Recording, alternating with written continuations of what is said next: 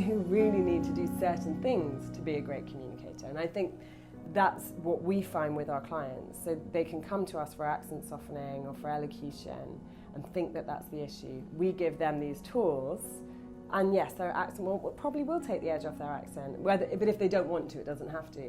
But they're going to come out going, oh, I can communicate, like I love this. And that's the thing, that's what's important. For a lot of people, accent is a scapegoat. Accents are wonderful, they hold our identity, they're great.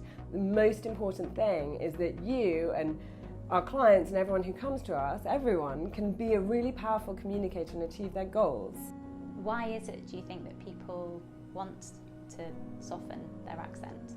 I think there's lots of reasons. So sometimes it's very much like, this is an accent thing. I have been told that if my accent stays as it is, I can't move forward at work, or somebody has that experience, so that there's a glass ceiling. What's really important is good communication, and a lot of the components of good communication lend themselves well to a more neutral accent.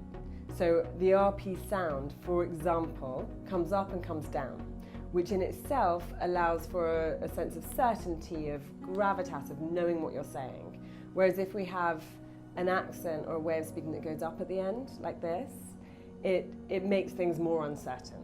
Another example is vowels. So if you open up your vowels more, engage with the vowels, you can transmit more emotion and more feeling, which is great for connecting and good communication.